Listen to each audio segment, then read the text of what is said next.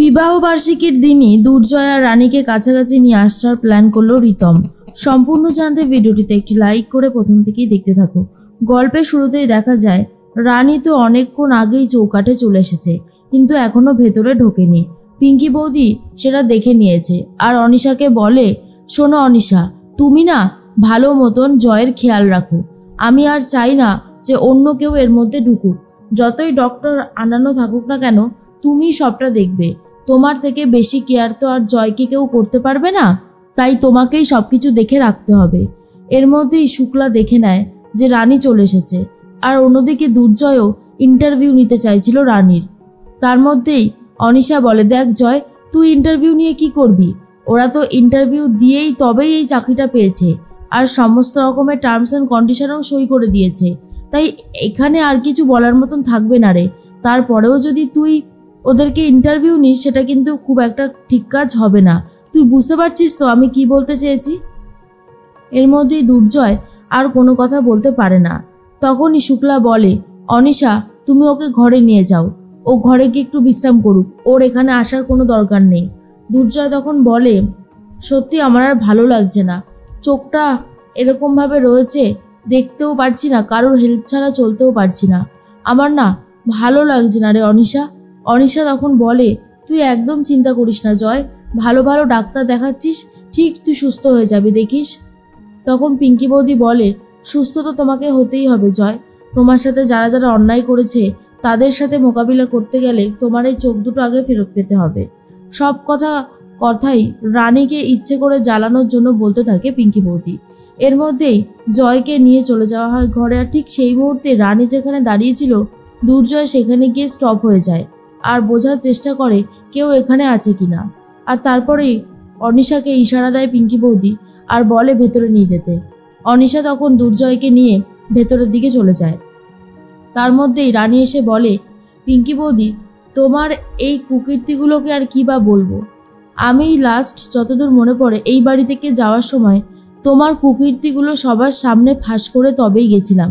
তারপরেও যে তুমি ইজিলি আবার এই পরিবারে ঢুকতে পেরে গেছো, সেটা দেখেই একটু অবাক লাগছে। পিঙ্কি বৌদি বলে, এই শোনো, তুমি না একদম বেশি কথা বলবে না, বুঝতে পেরেছো? তুমি এখন আর এই বাড়ির বউ নেই, তুমি কিন্তু একজন ডক্টর, আর বাইরের একজন ডক্টর আমাকে কোনোভাবেই কথা শোনাতে পারে না। তখন রানী বলে, হ্যাঁ আমি বাইরের একজন ডক্টর, কিন্তু আমি অন্যায় দেখলে চুপ করে থাকতে পারি না।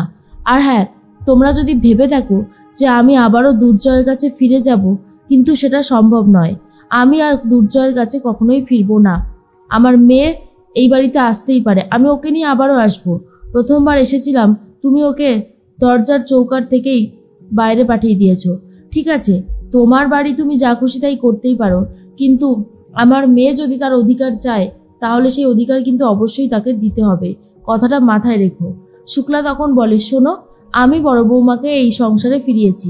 রিতম তখন বলে, এটাই তো তুমি ভুল করেছো কাকিমণি, তোমাকে বারবার করে সাবধান করেছিলাম, তুমি কোনো কথা শোনোনি। এবার তুমি বুঝবে তুমি কি ভুল করেছো।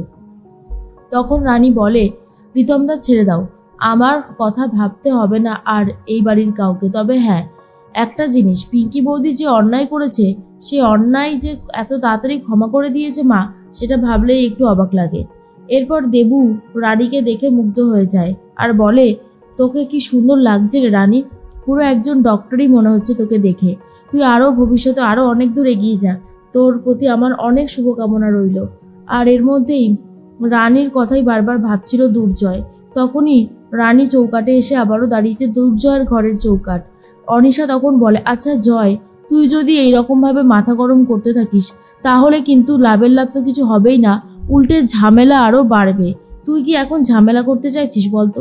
দুর্জয় তখন বলে, শোন অনিশা, আমার ভালো লাগছে না। রানীর কথা মনে পড়লেই না আমার মাথায় আগুন চলে যায়। ও যে অন্যায়টা করেছে, আমার মেয়েকে আমার কাছ থেকে দূরে সরিয়ে দিয়েছে, এটা কি অন্যায় না বল? এটা তো এক প্রকারের অন্যায়। অনিশা তখন বলে, হ্যাঁ আমি জানি এটা এক প্রকারের অন্যায়, কিন্তু তুই এত ভেঙে পড়ছিস কেন? আমি তো আছি তোর সাথে। এর মধ্যেই তখন রানী চলে এসে অনিশাকে দেখিয়ে দেয় কোন ওষুধটা খাওয়াতে হবে। তারপরে অনিশা দুর্জয়কে সেই ওষুধটা খাইয়ে দেয় আর তারপরে চোখের ড্রপটাও দিয়ে দেয়। তখন দুর্জয় বলে, এই অনিশা, তুই তো ডাক্তার না, তুই কি করে জানলি এগুলো দিতে হবে? অনিশা বলে, হ্যাঁ আমি ডাক্তার না, কিন্তু আমি ডাক্তারের কাছ থেকে সবটা বুঝে নিয়েছি, তাই কোনো অসুবিধা হবে না।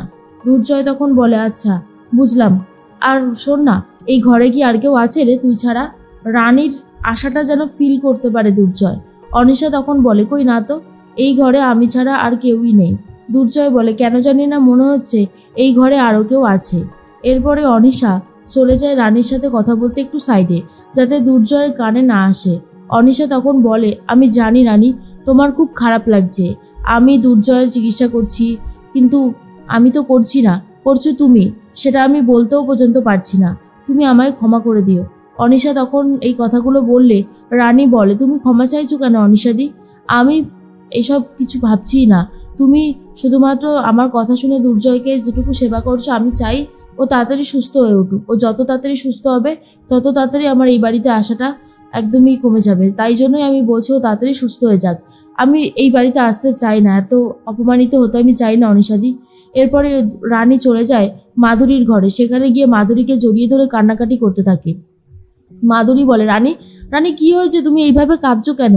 রানী তখন বলে পারছি না মেজদি ভাই, আর সহ্য করতে পারছি না। দুর্জয়ের এই অবস্থা দেখে নিজেকে সামলে রাখাটা খুবই মুশকিল হয়ে যাচ্ছে। আমি তো দুর্জয়কে ভালোবাসি বলো, আমাদের মধ্যে যতই রাগ অভিমান থাকুক না কেন, ভালোবাসাটা তো রয়েই গেছে, সেটা কি আর কমেছে? বরং দিন দিন আরও বেড়েছে।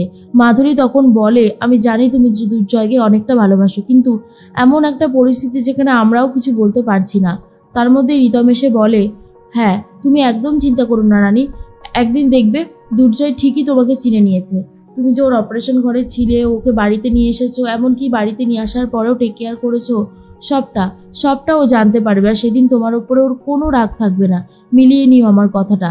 এর মধ্যেই দেবুকে দেখার পরেই রানী এগিয়ে যায় আর বলে দেবু দেবু আমি খুব খুশি হয়েছি তোর এই নিউজটা পেয়ে, বিশ্বাস কর আমি যে এতটা খুশি হয়েছি তোকে বলে বোঝাতে পারবো না। কিরে তুই আমার সাথে কথা বলবি না? রিতম তখন বলে আসলে তোমার বেস্টির তোমার উপরে ভীষণ মন খারাপ হয়েছে, রাগ হয়েছে, কারণ তুমি ওকে একবারও কিছু জানিয়ে যাওনি সেই জন্য। রানী বলে বিশ্বাস কর সেই পরিস্থিতিটা তখন ছিলই না, আমি যে কিছু বলে যাব সেটা আমি করতে পারিনি, করতে পারলে কেন বলতাম না বল। এর মধ্যেই রিতম বলে আচ্ছা মেজো বৌদি, বিনু পুনু তোরা তো সবাই এখানে আছিস, একটা প্ল্যান করলে কেমন হয়? তখন বিনু পুনু বলে কি প্ল্যান রে শেষদা ভাই? তখনই শেষদা বলে সামনেই তো দুর্জয় আর রানীর বিবাহ বার্ষিকী আসছে, বিবাহ বার্ষিকীতে যদি আমরা একটা প্ল্যান করি আর সেই প্ল্যানে যদি রানী আর দুর্জয় কাছাকাছি আসে, এর থেকে ভালো আর কী বা হতে পারে, তাই না? আচ্ছা রানী, সব কিছু ভুলে গিয়ে আবারও কি নতুন করে সুযোগ দেওয়া যায় না আমার ভাইটাকে? লাস্ট বারের মতন আমার ভাইটাকে ক্ষমা করে দিতে পারো না? রিতমের এই কথা শুনে রানী কি রিতমের কথা শুনে দুর্জয়কে ক্ষমা করে দেবে? কি মনে হয় অবশ্যই কমেন্টসে জানাতে পারো।